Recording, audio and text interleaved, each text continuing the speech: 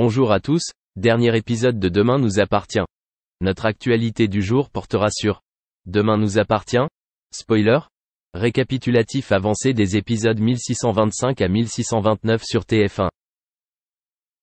Bruno se retrouve à l'hôpital dans les nouveaux épisodes de Demain nous appartient, avec une forte envie de déclarer sa flamme à une nouvelle femme qu'il rencontre.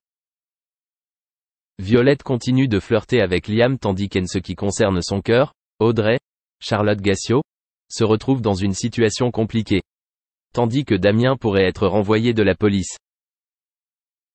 De son côté, le commandant Constant, Franck Monsigny, doit prendre des risques pour préserver sa relation.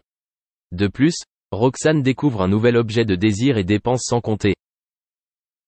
Cécile, Dorothée Pousseau, est choquée tandis que le comportement de Gilles, Laurent Gamelon, suscite de nombreuses interrogations. Violette se prend à son propre jeu et Lisa décide de protéger Simon. L'arrivée d'un nouveau patient à l'hôpital fait perdre ses moyens à Marianne, Luce Mouchel.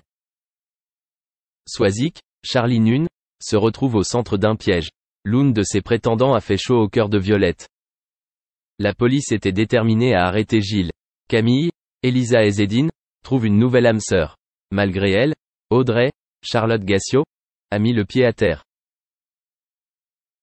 Un homme a été envoyé en prison pour le meurtre de Pascal Villard. Roxane complote dans le dos de Sarah. Mélodie, Nelly Lawson, n'a pas encore fini avec ses ennuis. À l'hôpital, Chloé, Ingrid Chauvin, découvre le corps d'une collègue. Camille ne voyait pas au-delà du bout de son nez. Manon découvre une nouvelle facette de Nordine, Youssef Agal. Merci d'avoir regardé et à la prochaine vidéo. N'oubliez pas de vous abonner à notre chaîne. En attendant, dites-nous ce que vous en pensez dans la section commentaires ci-dessous. C'est ça.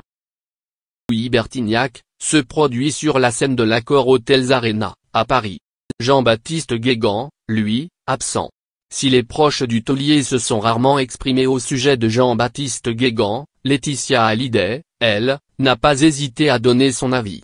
Et la mère de Jade et Joy n'est pas passée par quatre chemins, je ne suis pas sûr que cela aurait plu à Johnny, a-t-elle lancé, avant de poursuivre. Je ne vais pas vous mentir, moi cela me met mal à l'aise et je n'irai pas le voir en concert. Mais je le respecte car il a du talent et je suis heureuse qu'il comble un manque pour les fans. Des confidences qui ont au moins le mérite d'être claires.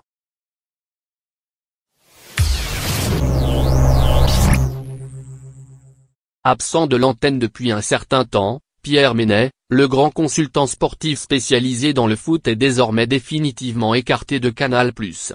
Dans une interview avec Non-Stop People, le journaliste star a en effet levé le voile sur son salaire.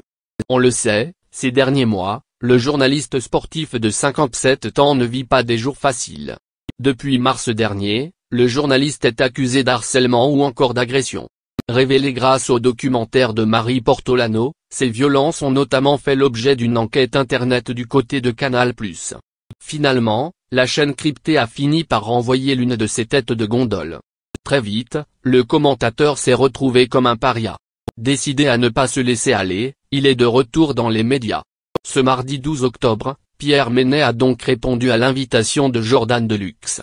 Lors de l'émission, notre confrère voulait tout d'abord savoir si le journaliste en voulait à Canal+.